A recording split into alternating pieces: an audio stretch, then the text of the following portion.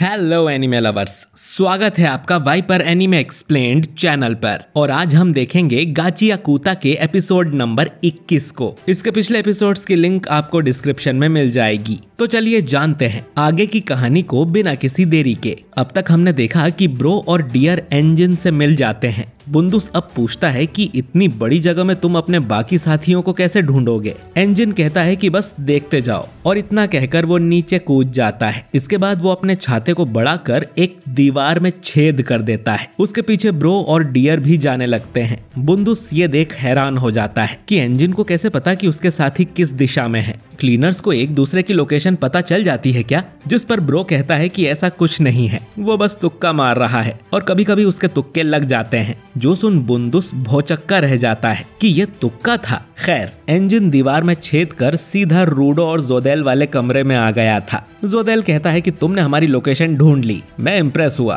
पर तुम अकेले मेरा क्या बिगाड़ लोगे। और तभी बाकी क्लीनर्स भी यहाँ आ जाते हैं, रियो और जनका भी, और गीता तो अब भी नीचे सो रही थी। रूडो अब जोदेल से कहता है कि मेरी पूरी टीम जिंदा है, अब तुम्हारा खेल खत्म। इस ट्रैश बीस्ट का कोर भी यही है और क्लीनर्स भी। तुम्हारा एक्सपेरिमेंट अब पूरा हुआ। जोदेल कहता है कि तुमने सही कहा, लेकिन बॉर्डर क्रॉस करने के बाद देखेंगे कि किसका खेल खत्म होगा। एंजिन देखता है कि रियो ने चोटी बांध रखी थी, यानी उसने जरूर अपनी गन इस्तेमाल की है। वो पूछता है कि तुमने किसी को जान से तो नहीं मारा ना? रियो तुरंत कहती है कि बिल्कुल भी नहीं, और जनका को नीचे पटक देती है। अब अचानक ये जगह फिर से हिलने लगती है और कमरा सीधा हो जाता है। जोदेल कहता है कि ट्रैश बीस्ट ने उड़ना शुरू कर दिया है, अब बॉर्डर पार करके हम स्पीयर चले जाएंगे। रूडो अब कोर की तरफ भागते हुए कहता है कि ये ट्रैश बीस्ट भी किसी वाइटल इंस्ट्रूमेंट की वजह से जिंदा है, तो इसे रोकने के लिए हमें इसके कोर में लगे वाइटल इंस्ट्रूमेंट को खत्म करना होगा। रूडो अपने पास से एक नेल गन को निकालकर उसे ट्रांसफॉर्म कर देता है और उसे कोर की तरफ शूट करने लगता है, लेकिन आगे से 5 हाथ आके उन नेल्स को रोक लेते हैं। और जोदेल कहता है कि ना तो मेरा एक्सपेरिमेंट खत्म हुआ है, ना ही मेरी ट्रेनिंग।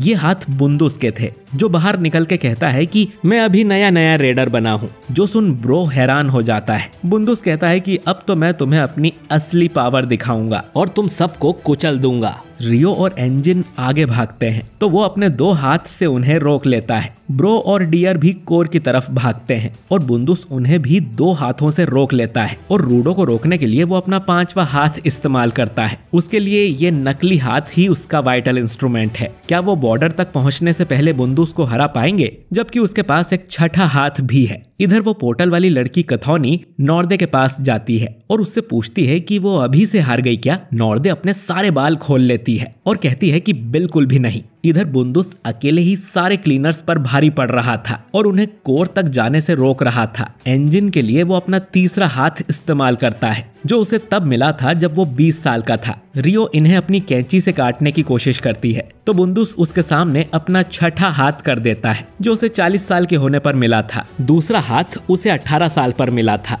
5वां हाथ उसे 25 का होने पर मिला था। बुंदुस अकेला ही सब क्लीनर्स को संभाल रहा था। ब्रो सोचता है कि ये तो मंझा हुआ खिलाड़ी है। अगर हमारे पास गीता की पावर होती तो शायद हम इसे हरा सकते, पर गीता तो बेहोश पड़ी थी। जोदेल मन में कहता है कि बुंदुस ट्रेनिंग में पास हो गया है, उसके पास काफी अच्छी क्वालिटी का वाइटल इंस्ट्रूमेंट है। लेकिन एक आदमी के पास एक से ज्यादा वाइटल इंस्ट्रूमेंट होना भी कोई आम बात नहीं है। कथौनी यहाँ आके बोलती है कि उसे जैबर भी मिल गया है। उसने कहा उसने पूरी जान लगा के फाइट की थी। जोदेल कहता है कि ठीक है, फिर यहाँ से निकलने का समय हो गया है। ब्रो अपने कपड़े से एक हाथ को पकड़ लेता है, लेकिन वो हाथ उसका कपड़ा ही फाड़ देता है। बुंदुस ने इन सबको अलग अलग कर दिया था और डियर को तो उसका हाथ डरा के ही बेहोश कर देता है। रूडो चुपके से कोर तक पहुंच जाता है, लेकिन बुंदुस ने उंगली रोबोट से उसे देख लिया था और उसका हाथ रूडो को उठाकर वापस फेंक देता है। ये लोग बुंदुस के आगे ही नहीं जा पा रहे थे। रूडो सोचता है कि पता नहीं ये ट्रैश बीस्ट कितना ऊपर तक उड़ गया होगा और बॉर्डर क्रॉस करने में कितना टाइम बाकी है। बॉर्डर क्रॉस करने पर लोग मर जाते हैं।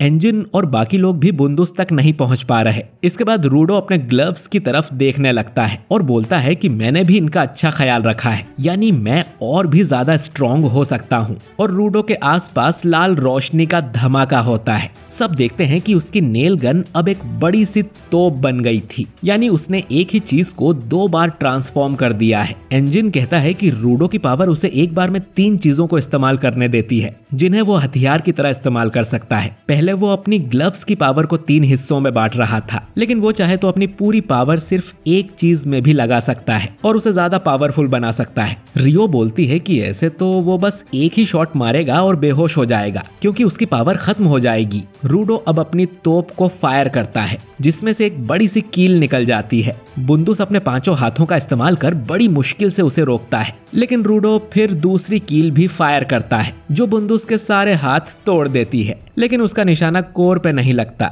एंजिन सबसे कहता है कि चलो अब कोर पे हमला करते हैं, लेकिन उसे याद आता है कि जोदेल अब भी यहीं है और वो काफी गुस्से में था। बुंदूस बोलता है कि अपनी चहेती चीज को ऐसा टूटा हुआ देखना अच्छा नहीं लगता है, भले ही मैं इन्हें वापस बना सकता हूँ। रूडो की तोप अब राख बन के उड़ जाती है और रूडो की हालत भी खराब हो गई थी। जोदेल कहता है कि अच्छा काम किया बुंदूस, तुम हमें ज्वाइन कर सकते हो। बुंदूस बोलता है कि पर मैंने तो किसी को रोका भी नहीं। जोदेल कहता है कि मैंने तुम्हारी काबिलियत देख ली है और वैसे भी थोड़े टाइम की बात है, हम जल्द ही बॉर्डर क्रॉस करने वाले हैं। आज मैंने बहुत सारी नई नई चीजें देखी और उन्हें समझा है, अब हमारा यहाँ रुकने का कोई मतलब नहीं है। बुंदूस अब उठ के जाने लगता है और उसके टूटे हुए हाथ भी वापस उसके पास आ जाते हैं। बुंदूस कहता है कि उसके बाकी के हाथ उसके पहले हाथ का हिस्सा हैं, यानी जब तक उसका ये हाथ ठीक है उसके वाइटल इंस्ट्रूमेंट को कुछ नहीं होगा। वहीं रूडो को लग रहा था कि उसने बेचारे का वाइटल इंस्ट्रूमेंट हमेशा के लिए तोड़ दिया। रूडो कहता है कि तुम लोग दुम दबा के भाग रहे हो। जोदेल बोलता है कि यही तो मेरा प्लान था,